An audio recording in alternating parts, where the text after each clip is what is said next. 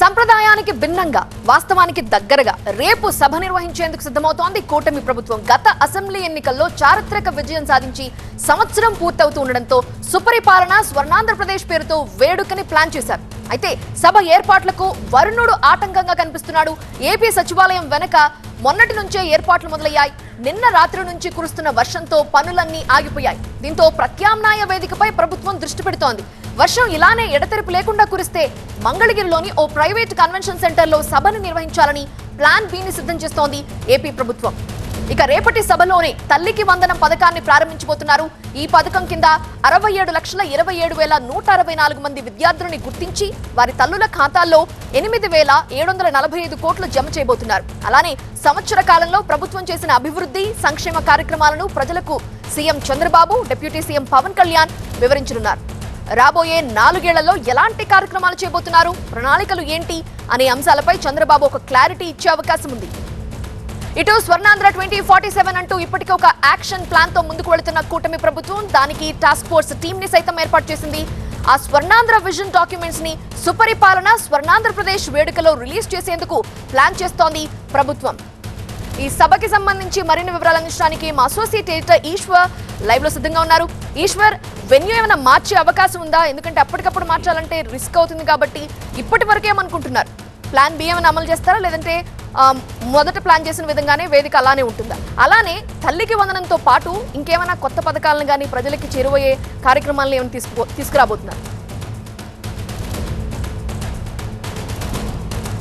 ఏడాది పాలన పూర్తవుతున్న నేపథ్యంలో ఘనంగా వేడుకలు నిర్వహించాలని రాష్ట్ర ప్రభుత్వం నిర్వహించింది. ఏడాది అంటే మొత్తం 5 సంవత్సరాలకి ఇచ్చిన మ్యాండేట్ కాబట్టి ఏడాది అంటే పెద్ద సమయం కాదు.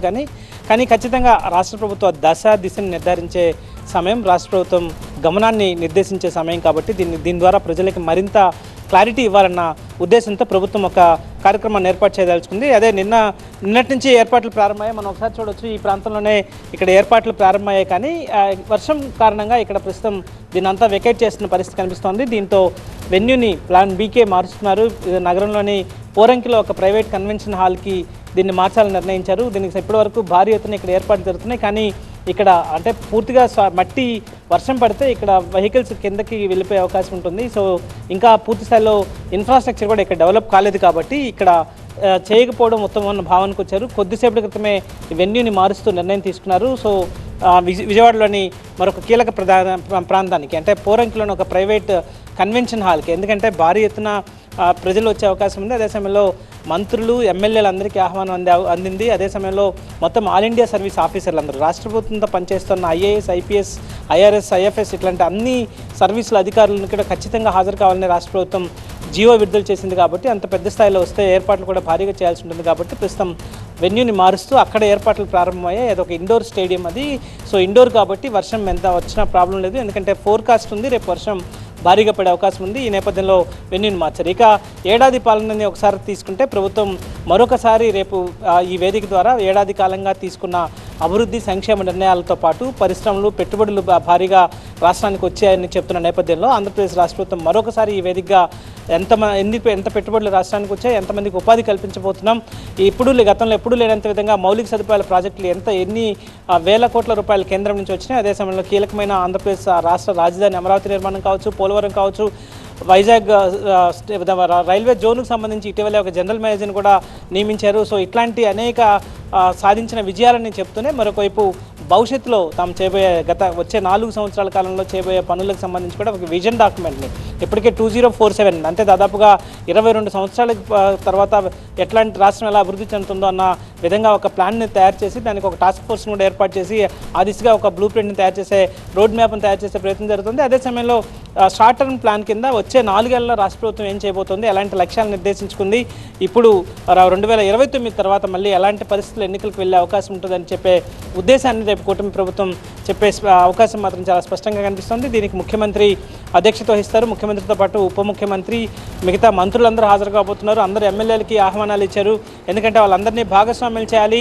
రాష్ట్ర ప్రభుత్వం ఎలాంటి పరిస్థితుల్లో అధికారంలోకి ప్రస్తుత ప్రభుత్వం వచ్చింది, ప్రజల ఆశలు ఆకాంక్షలు భారీ ఎత్తున ఉన్న నేపథ్యంలో వాళ్ళ అంచనాలను అందుకోవడానికి ఎంత మేరకు కృషి చేశాం, ఇంకా ఎంత చేయాల్సి ఉందని చెప్పే ప్రయత్నాన్ని ఆంధ్రప్రదేశ్ ప్రభుత్వం రేపు మరొకసారి చేయబోతోంది. ఇది రాష్ట్ర కార్యక్రమంగా ఏర్పాటు చేయాలని నిర్ణయించింది. కేవలం అమరావతితో పాటు అన్ని జిల్లాల్లో కూడా అందరూ కలెక్టర్ల ఆధ్వర్యంలో ఇవి పెద్ద ఎత్తున వేడుకలు జరగబోతున్నాయి. సో మొత్తానికి 1 year సెలబ్రేషన్స్ని అయితే ఘనంగా నిర్వహించే ఆలోచనలో, అలాంటి ఏర్పాట్లలో ప్రణాళికల్లో ప్రభుత్వం ఉన్నట్టుగా మనకు చాలా స్పష్టంగా అర్థమవుతుంది. అదే సమయంలో తల్లికి వందనం కూడా అనౌన్స్ చేశారు కాబట్టి రేపు దానికి మరింత దానిపైన ఫోకస్ అయితే పెరిగే అవకాశం ఉంది. ఎందుకంటే 1 year కంప్లీట్ కావడం, అదే సమయంలో సూపర్ 6 హామీల్లో చాలా కీలకమైన హామీ తల్లికి వందనం ఇవ్వడం లాంటిది. అందులో భారీ స్థాయిలో అందరికీ ఒకరు కాదు, ఎంతమంది పిల్లలు ఉంటే వాళ్ళకి ఇస్తాం. 67 లక్షల మంది ఇప్పటికే ఉన్నట్టుగా గుర్తించాం. అదే సమయంలో ఫస్ట్ క్లాస్ అదే ఇంటర్మీడియట్ ఫస్ట్ ఇయర్ వాళ్ళకి సంబంధించి కూడా ఇస్తామని చెప్పారు కాబట్టి పెద్ద ఎత్తున అయితే ఎక్స్పెక్టేషన్స్ భారీగా పెరిగిన నేపథ్యం కనిపిస్తుంది. Coming to second news, Kaleshwaram commission విచారణకి మాజీ సీఎం కేసీఆర్ హాజరయ్యారు. ఈ సందర్భంగా కమిషన్ అడిగిన అనేక ప్రశ్నలకి కేసీఆర్ సమాధానమిచ్చారు. ఆనకట్టల నిర్మాణానికి ఎవరు నిర్ణయం తీసుకున్నారని కమిషన్ ప్రశ్నించింది. దీనికి సంబంధించి ప్రాజెక్టు రీ ఇంజనీరింగ్ పై కమిషన్ కి కేసీఆర్ వివరించారు. నాటి కేబినెట్ ప్రభుత్వ ఆమోదంతోనే ఆనకట్టల నిర్మాణం జరిగిందని తెలిపారు ఆయన. ఇక చివరగా కాళేశ్వరం ప్రాజెక్టు సమగ్ర సమాచారంతో కూడిన పుస్తకాన్ని కమిషన్ కి KCR commission chairman PC Ghosh కి ఆయన అందించారు. కమిషన్ చైర్మన్ కి దాదాపు 50 నిమిషాల పాటు ఎంక్వైరీ కొనసాగింది. మొదట ఓపెన్ హాల్లో బహిరంగ విచారణ జరుగుతుందని భావించినప్పటికీ కేసీఆర్ విజ్ఞప్తి మేరకు ఆయనకి justice PC Ghosh commission 1-to-1 పద్ధతిలో విచారించింది. కాళేశ్వరం గొప్పతనం కాంగ్రెస్ కి అర్థం కాదని బీఆర్ఎస్ విమర్శించింది. కేసీఆర్ చేసిన గొప్ప పనిని కాంగ్రెస్ ఓర్చుకోలేకపోతుందన్నారు. అంతేకాదు కమిషన్ ముందుకి పిలవడం ద్వారా కేసీఆర్ ని దోషిగా చూపే ప్రయత్నం చేశారని మాజీ మంత్రి నిరంజన్ రెడ్డి అన్నారు. కమిషన్ ముందు కేసీఆర్ కేవలం సాక్షిగానే హాజరయ్యారన్నారు. తాము కమిషన్ ని గౌరవిస్తామని, కానీ ప్రభుత్వ చిత్తశుద్ధినే శంకిస్తున్నట్టుగా తెలిపారు. మొత్తానికి కాళేశ్వరం కమిషన్ విచారణలో చివరి ఘట్టం ముగిసినట్టుగా కనిపిస్తోంది. సాగునీటి వ్యవస్థకు ఒక తలమానికమైనటువంటి ప్రాజెక్ట్ ఇది. ఈ గొప్పతనాన్ని జీర్ణం చేసుకోనటువంటి కురుసబుద్ధి ఉండేటువంటి కాంగ్రెస్ పార్టీ మొదటి నుంచి కూడా చేసినటువంటి తప్పుడు ఆరోపణలతోన వాళ్ళు కక్ష పెట్టుకొని ఒక కమిషన్ వేసి కమిషన్ ముందుకు కేసీఆర్ను పిలవడం ద్వారా లోకం ముందు సమాజం ముందు ఆయననేదో దోషిగా నిలబెడదామనేటువంటి ఒక చిలిపి ప్రయత్నం ఇది తప్ప ఇందులో సాక్షిగా పిలిచినారు కమిషన్. ఇది గమనించాల్సినటువంటి విషయం. కేసీఆర్ గారిని ఒక సాక్షిగా కమిషన్ పిలిచింది. కమిషన్ యొక్క పరిధిలో మేము కమిషన్ యొక్క విధిని, కమిషన్ యొక్క హెడ్ను మేము సంపూర్ణంగా గౌరవిస్తాం. అదే సమయంలో ప్రభుత్వం యొక్క చిత్తశుద్ధిని మాత్రమే అన్ని సందర్భాల్లో మేము తప్పుపట్టేది, శంకించేది. ఇప్పటి వరకు 114 మందిని విచారించిన కమిషన్ 115వ వ్యక్తిగా కేసీఆర్ ని ప్రశ్నించింది. ఇప్పటికే హరీష్ రావు, ఈటెలను విచారించిన కమిషన్ కేసీఆర్ ని కూడా విచారించడంతో justice Ghosh commission task complete అయినట్టుగా తెలుస్తోంది. ఇక జూలై నెలాఖరుతో గడువు ముగుస్తుండటంతో ఇక ఈ కమిషన్ తుది నివేదిక ఇచ్చే అవకాశం ఉందని తెలుస్తోంది. పూర్తి అప్డేట్స్ అందించడానికి మా చీఫ్ రిపోర్టర్ రాకేష్ లైవ్ లో సిద్ధంగా ఉన్నారు. రాకేష్, 115వ వ్యక్తిగా ఆయన కాళేశ్వరం కమిషన్ ముందు ఎంక్వైరీకి హాజరయ్యారు. ఎంక్వైరీ ఎలా జరిగింది, ఎలాంటి ప్రశ్నలు సంధించారు, దానికి కేసీఆర్ ఎలాంటి సమాధానం చెప్పారు, ఇక ఈ కేసు కొలికొచ్చినట్టే అనుకోవచ్చా? ఆల్మోస్ట్ క్లైమాక్స్కి వచ్చింది. ఇంకా లాస్ట్ వర్డ్స్ మాత్రమే రాయాల్సి ఉంది. ఆల్మోస్ట్గా సబ్మిషన్కి రెడీ అయినట్టుగా మనం చెప్పొచ్చు. ఇంతకుముందు 114 మందిని ప్రశ్నించారు. 114 మందిలో టెక్నికల్కి సంబంధించి, ఫినాన్స్కి సంబంధించి రకరకాల డిపార్ట్మెంట్స్ వాళ్ళు వాళ్ళు అడిగిన క్వశ్చన్స్ వాళ్ళ పరిధిలోకి సంబంధించింది, అంటే వాళ్ళకి సంబంధించి వాళ్ళ నేచర్ ఆఫ్ డ్యూటీకి సంబంధించి అడిగారు. కానీ కేసీఆర్ మాత్రం ఓవరాల్గా ప్రాజెక్టుకి సంబంధించి కీలకమైనటువంటి ప్రశ్నలు అడిగారు. మొత్తం 18 ప్రశ్నలు కేసీఆర్ని అడిగారు. దాంట్లో మోస్ట్ ఇంపార్టెంట్ బ్యారేజీల్లో ఎంత నీరు స్టోర్ చేయాలి, ఎన్ని టీఎంసీలు స్టోర్ చేయాలనేది ఎవరు ఆదేశించారు, ఆదేశాల వెనుక ఉన్నదెవరో అని అడిగారు. దానికి కేసీఆర్ ఇచ్చిన సమాధానం టెక్నికల్గా రాజకీయపరమైనటువంటి నిర్ణయాలు ఉండవు, కేవలం బ్యారేజ్ నిర్మాణం, బ్యారేజ్ ఆపరేటింగ్ సంబంధించిన నిర్ణయాలు ఉంటాయి తప్ప బ్యారేజీల్లో ఎంత స్టోరేజ్ చేయాలి, ఎంత స్టోరేజ్ చేస్తే సేఫ్ అనేది అధికారులు చూసుకుంటారు, ఇంజనీరింగ్ డిపార్ట్మెంట్ చూసుకుంటుందని చెప్పారు. ఇక దాంతోపాటు నిల్వ అనేది రాజకీయపరమైన నిర్ణయం కాదని ఖచ్చితంగా చెప్పారు. ఇక కాళేశ్వరం ప్రాజెక్టు ద్వారా కొంత ఇన్కమ్ వస్తుందని మీరు డిపిఆర్లో పేర్కొన్నారు. లోన్లు తీసుకున్నప్పుడు వాళ్ళకి పే చేస్తామంటూ కూడా చెప్పారు. కానీ ఎందుకు పే చేయలేకపోయారు అన్నప్పుడు రకరకాల సాంకేతిక కారణాలున్నాయి. దాంట్లో కరోనా ఒకటి. కరోనా 2 సంవత్సరాలలో రైతులంతా కూడా పే చేయలేకపోయారు. రైతుల నుంచి మేము లేకపోతే కమర్షియల్ సెక్టార్స్ నుంచి డబ్బులు తీసుకోలేకపోయాం, సప్లై కూడా చేయలేకపోయామని సమాధానం చెప్పారు. 2 సంవత్సరాల పాటు ఎలాంటి ఆదాయం లేనందున గ్యారంటీగా ఉన్నటువంటి గవర్నమెంట్ దాన్ని రీపే చేయాలి కాబట్టి ప్రభుత్వం నుంచే నిధులను ఇచ్చామని, ప్రభుత్వ గ్యారంటీ కోసమే ఇచ్చామని చెప్పారు. దాంతోపాటు వ్యాప్కోస్, సిడబ్ల్యూసి ఈ రెండింటి వల్లనే లొకేషన్ మారింది.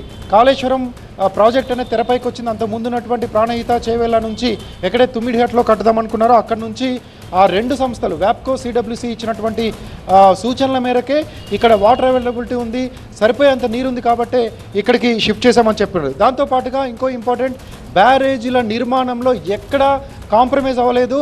ప్రభుత్వం తరపు నుంచే బ్యారేజీలు నిర్మిస్తున్నప్పుడు క్వాలిటీ అండ్ కంట్రోల్ కోసం ప్రత్యేక విభాగాన్ని ఏర్పాటు చేశాం. ఒక ఈ స్థాయి అధికారిని 24 గంటలు అక్కడ ఉండేలా పర్యవేక్షించేలా, క్వాలిటీని టెస్ట్ చేసేలా నియమించామంటూ చెప్పారు. క్వాలిటీలో కాంప్రమైజ్ కాలేదు, ప్రభుత్వం ఎక్కడా అలాంటి అవకాశం లేకుండా నిర్మించింది అని చెప్పడం జరిగింది. దాంతోపాటు ఆపరేషన్ అండ్ నిర్వహణ కోసం, మెయింటెనెన్స్ కోసం, ఆపరేషన్ అండ్ మెయింటెనెన్స్ కోసం 280 కోట్ల రూపాయలను ఖర్చు చేశాం, దానికోసం కేటాయించాం, రిజర్వ్డ్ ఫండ్గా పెట్టామని కూడా చెప్పారు. ఇలా 18 ప్రశ్నలు అడిగారు. 18 ప్రశ్నలకు కూడా కేసీఆర్ పూర్తిగా సమాధానాలు చెప్పారు.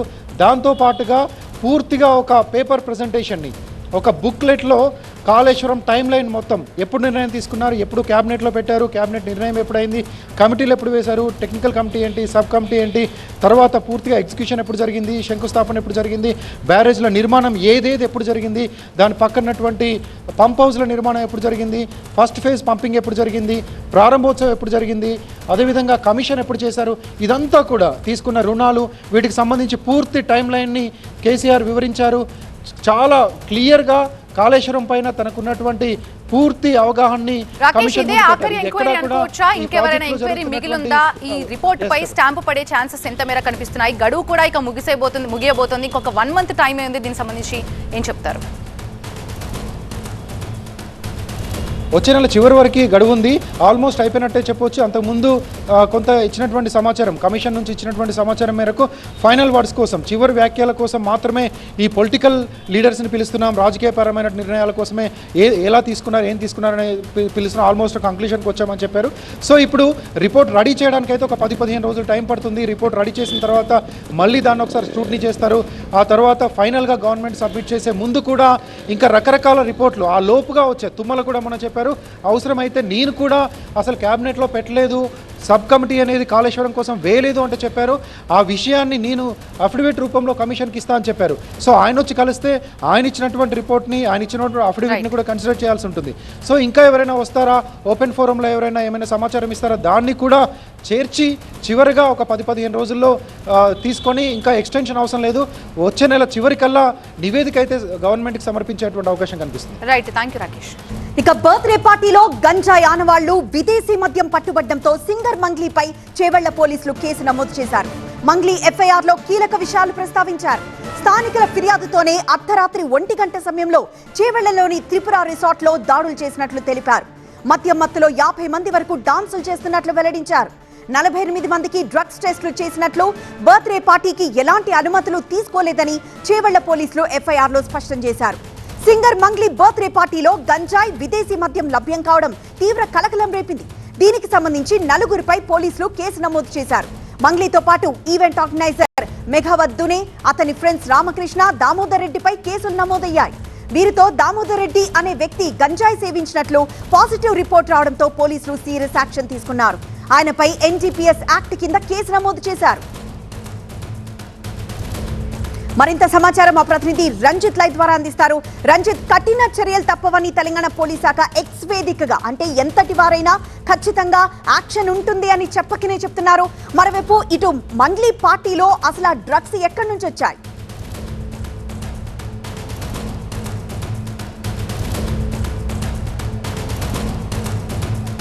అంటే పోలీసులు నిన్న ఇక్కడ స్థానికులు ఇచ్చిన ఫిర్యాదు తర్వాత సుమోటో కింద కేసు నమోదు చేసుకుని లోపలికి వెళ్తే నిన్న మొత్తం కూడా ఇక్కడ దాదాపు 50 మంది పార్టీ చేసుకుంటున్నారు.